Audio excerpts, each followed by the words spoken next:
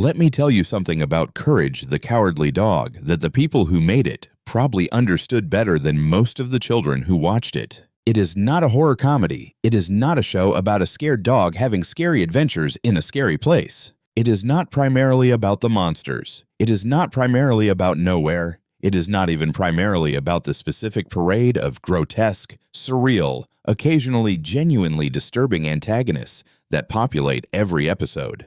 It is a show about anxiety, about what anxiety actually feels like from the inside, about the specific, exhausting, never-ending experience of a nervous system that is permanently calibrated for threat, that scans every environment for danger before it has fully registered that the environment is there, that cannot experience safety as safety because the experience of safety has never been sufficiently sustained to become the baseline, and about something that most discussions of the show never reach. The specific reason that Courage is the way he is, not the narrative reason the show provides that in one of the most devastating origin stories in the history of children's animation. The psychological reason, the specific developmental mechanism through which the experience of early loss and early terror produces exactly the adult nervous system that Courage displays across every episode of the show. The research on anxiety disorder, on trauma response, on the specific neurological and psychological consequences of early adverse experience describes Courage the Cowardly Dog with a precision that the show's creators may or may not have intended, and that the research finds impossible to dismiss as coincidence. That is what we are examining today. Let's start with the title, because the title is the most psychologically significant thing about the show, and the thing most people process as a simple, ironic joke. Courage the Cowardly Dog. The irony is obvious and intended. Courage is afraid of everything, and yet does everything. He faces every monster, every threat, every genuinely terrifying situation that the show produces. He does not do it comfortably. He does not do it without the specific physical presentation of terror. The shaking, the eyes wide, the specific embodied expression of a nervous system in full threat response. He does it afraid. The research on what courage actually is, and the distinction that the psychological literature draws between courage and fearlessness, is directly relevant here. The research on courage as a psychological construct, drawing on the foundational work of Cynthia Puri and Shane Lopez and the subsequent positive psychology literature, finds that genuine courage is not the absence of fear. It is the performance of meaningful action in the presence of fear. The fearless person is not courageous in the research definition. They simply do not experience the fear that the courageous person overcomes. Courage is the research definition of courage made animate. A being who is genuinely, profoundly, continuously afraid, and who acts anyway, every single episode, because the people he loves are in danger and his love for them is stronger than his fear. This is not a simple joke about a misnamed dog. It is a psychologically precise depiction of the specific relationship between genuine love, genuine fear, and the specific motivational power that attachment provides when everything else has run out. Here is the origin story. Because no psychological examination of Courage's anxiety is complete without the foundational event that the show provides in the episode Remembrance of Courage Past. Courage was not always anxious in the way the show depicts him. He was a puppy with parents, with a family, with the specific safety of an early attachment environment that the developmental research identifies as the foundation of secure development. And then his parents were taken by a veterinarian, shot into space, gone. The research on early attachment loss and the specific developmental consequences of the sudden, violent, inexplicable loss of the primary attachment figures in early childhood is the foundational framework for understanding everything that courage becomes. John Bowlby's attachment theory is the most important framework here. The finding that the primary attachment relationship, the bond with the caregiving figure who provides safety, comfort, and the specific experience of reliable protection, is not simply emotionally important, but neurologically formative. That the developing brain builds its fundamental model of the world, of relationships, of safety and danger, from the specific quality of the early attachment experience. The child who loses the attachment figure through sudden, inexplicable, violent separation does not simply grieve. The developmental research finds they lose something more fundamental, the foundational experience of the world as a place where safety is reliably available, where the people who are supposed to protect you can be counted on to be there, where the threat that arrives will be met by the presence of someone capable of managing it. Courage never had this foundational experience consolidated before it was taken. The research on the neurological consequences of early attachment disruption, Bruce McEwen's work on the effects of early adversity on the developing stress response system, finds that the loss is not just emotional. It is neurobiological. The stress response system that was building toward a calibration for a world with reliable safety never completes that calibration. It remains permanently calibrated for a world where the threat can arrive at any moment, and the attachment figure cannot be counted on to be there when it does. This is Courage's nervous system, not a character trait, not a comedic device, a neurobiologically precise portrait of what early attachment loss does to the developing brain. Here is the hypervigilance research. Because hypervigilance is the most consistent and most clinically significant feature of Courage's behavior, and the research on its neurological basis is the most important framework for understanding why he is the way he is. Hypervigilance is not simply being jumpy. It is not simply being anxious about specific threats. It is a specific and sustained alteration of the threat detection system's baseline functioning. The polyvagal theory developed by Stephen Porges and the subsequent clinical literature on its application to trauma and anxiety describes the specific neurological architecture of the human threat response system. The autonomic nervous system operates across a range of states, from the ventral vagal state of genuine safety and social engagement through the sympathetic activation of the fight-flight response to the dorsal vagal collapse of the freeze or shutdown response. The person who developed in a genuinely threatening environment, whose early experiences calibrated the nervous system for a world where threat is unpredictable and safety is unreliable, does not default to the ventral vagal safety state that people who developed in secure environments default to. They default to sympathetic activation, to the perpetual low-level scanning of the environment for threat that the research identifies as hypervigilance. The nervous system that learned early that relaxing vigilance was dangerous continues to run the vigilance program even in environments that do not require it. Because the program was installed by experiences that made it necessary, and the nervous system has no mechanism for updating it based on evidence alone. Courage's specific presentation, the constant scanning of the environment, the immediate activation in response to any novel or ambiguous stimulus, the inability to settle into a resting state, even in the apparent safety of the farmhouse, is the animated depiction of a hypervigilant nervous system doing exactly what a hypervigilant nervous system does. It is not cowardice. It is a chronically activated threat detection system that the research identifies as one of the most consistent neurological consequences of early trauma and attachment disruption.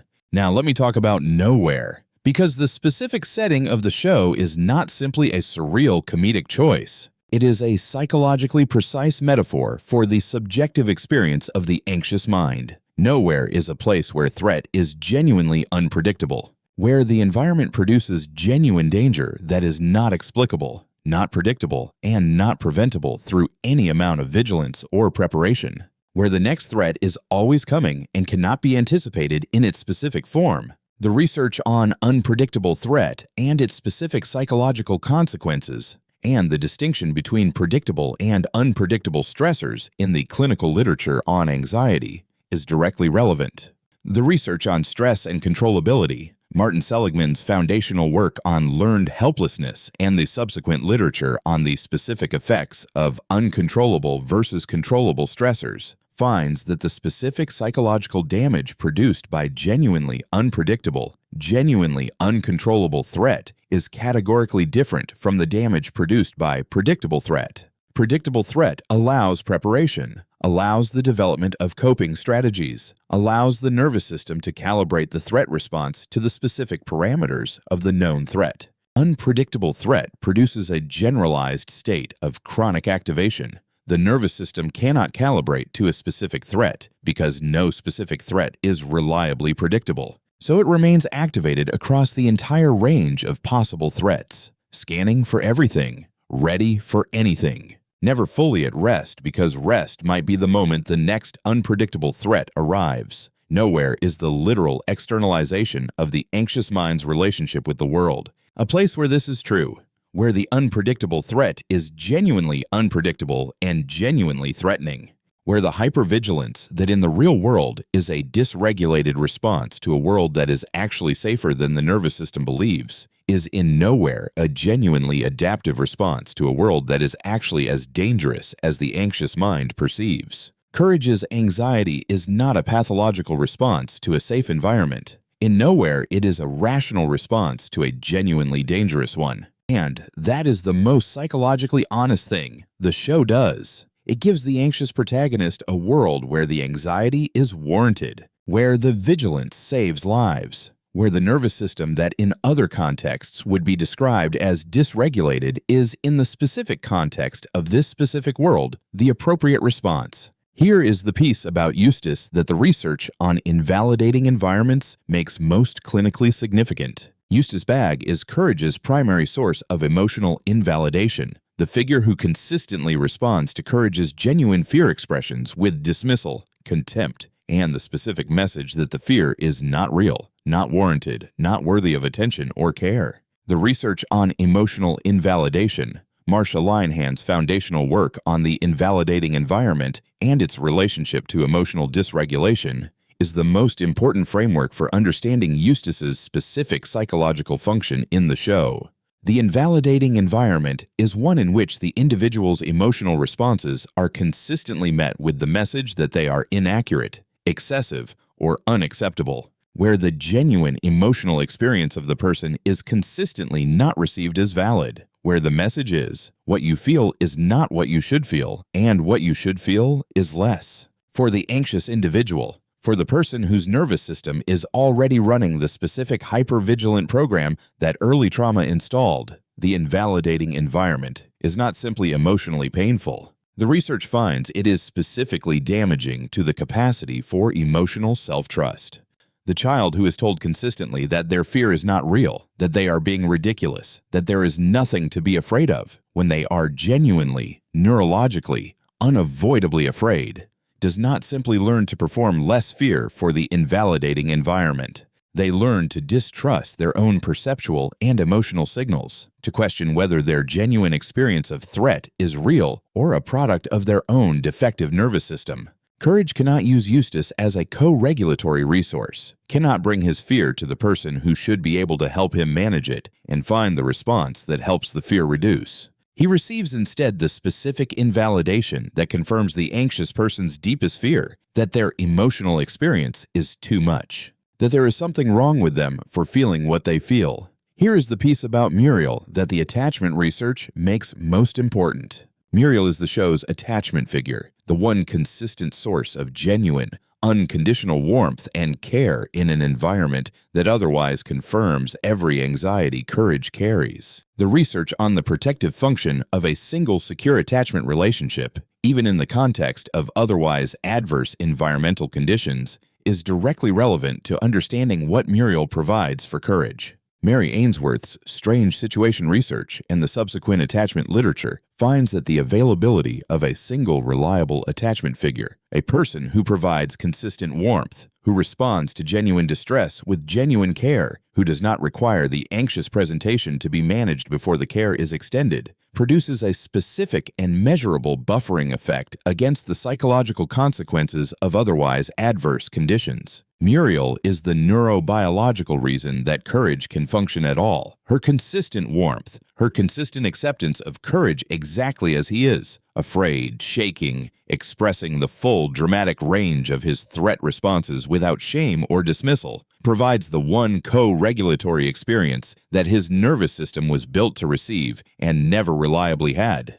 The research on the co-regulatory function of safe relationships and the specific neurological calming that genuine attunement from a trusted figure provides through the polyvagal system is the mechanism through which Muriel makes Courage's functioning possible. He is not brave because he overcame his anxiety alone. He is brave because Muriel's consistent presence gives him enough neurological resource to act despite it. And the episodes where Muriel is threatened, where the one source of genuine safety in his world is in genuine danger, are the episodes where the research on what happens to the anxious individual when the attachment figure is threatened is rendered in its most visceral and most accurate form. The complete mobilization of every resource available, not bravery in the conventional sense. The specific neurological emergency response of a system that cannot survive the loss of its one reliable, safe figure. Here is where I want to land.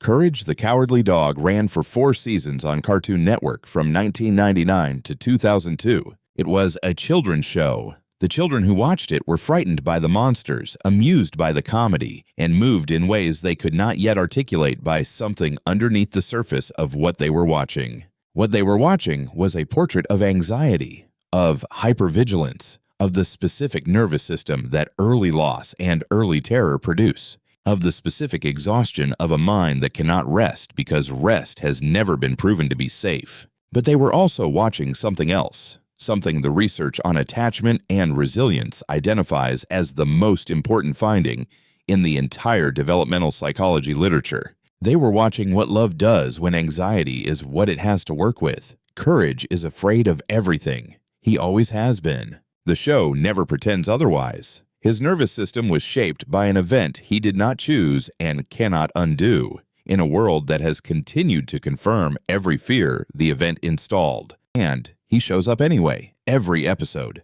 Not because the fear went away, not because the therapy worked, not because the world became less threatening or the nervous system recalibrated or the hypervigilance resolved, because Muriel is in danger and the love is stronger than the fear. The research on post-traumatic growth, the finding that trauma does not only damage but can also, in specific conditions, produce the specific courage that comes from having survived what you thought would destroy you, is the research framework that Courage the Cowardly Dog embodies. Not the resolution of the anxiety, the specific daily, episode-by-episode choice to act in spite of it. That is what courage actually is. And a children's cartoon about a small pink dog in the middle of nowhere understood it more completely than most of the adult content that has ever tried to explain it. If this video gave you a new way of seeing a show that you grew up with, please like it and subscribe to the channel. These psychological deep dives are what this channel is built for. And every like and every subscription helps this research find the people who need it most.